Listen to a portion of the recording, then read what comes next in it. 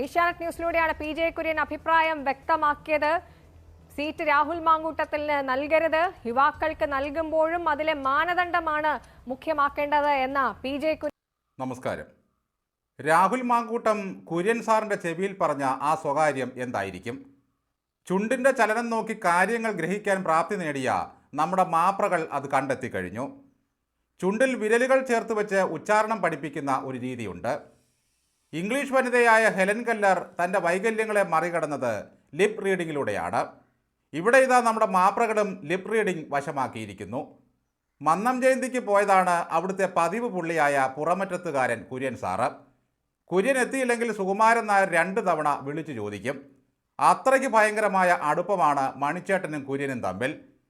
കുര്യൻ ഒരു ആപത്തുകാലം വന്നപ്പോൾ ഇടപെടാനും തെളിവുകൾ ഉണ്ടാക്കാനും രാഷ്ട്രീയത്തിൽ ഉന്നത പദവികളിൽ എത്തിക്കാനും സഹായിച്ചവരാണ് പെരുന്നക്കാർ. ആ ഒരു വിധേയത്വം കുര്യനുമുണ്ട്.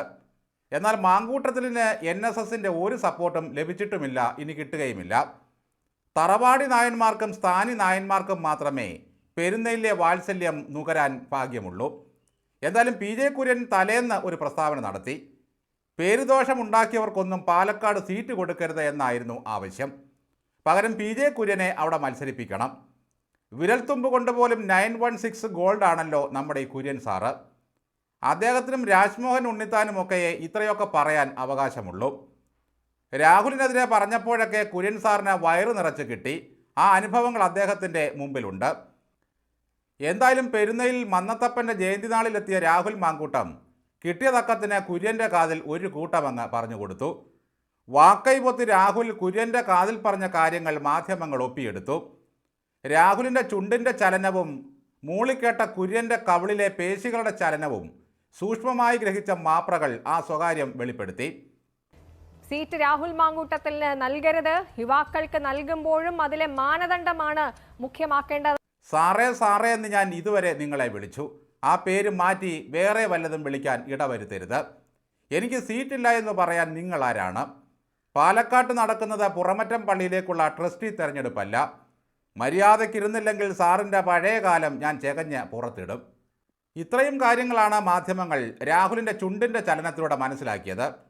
തലയണ മന്ത്രത്തിൽ മാമുക്കോയ ഇന്നസെൻറ്റിനെ രഹസ്യം പറയാൻ വിളിച്ചുകൊണ്ടുപോയ രംഗമാണ് ഓർമ്മ വന്നത്. ഒരുത്തൻ ഇവിടെ വയ്യാതെ കിടക്കുമ്പോഴാണോടോ ചെറ്റത്തരം പറയുന്നത് എന്ന് ചോദിച്ചുകൊണ്ട് ചെവിക്കലിന് ഒരടിയും കൊടുത്തു.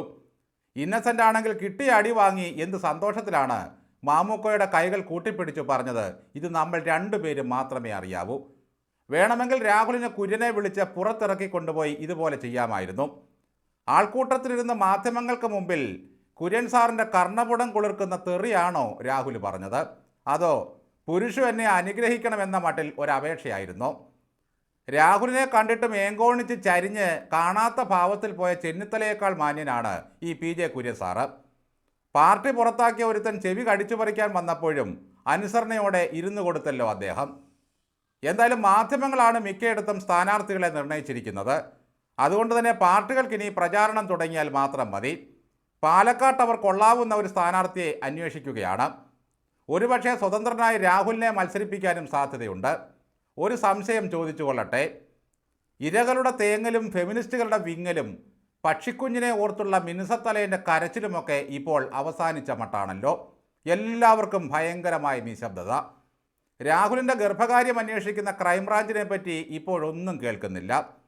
രാഹുലിന് കുരുക്ക് മുറുകുന്നു എന്ന് പറയുന്നത് കേൾക്കാൻ ഒരു സുഖമൊക്കെ ഉണ്ടായിരുന്നു.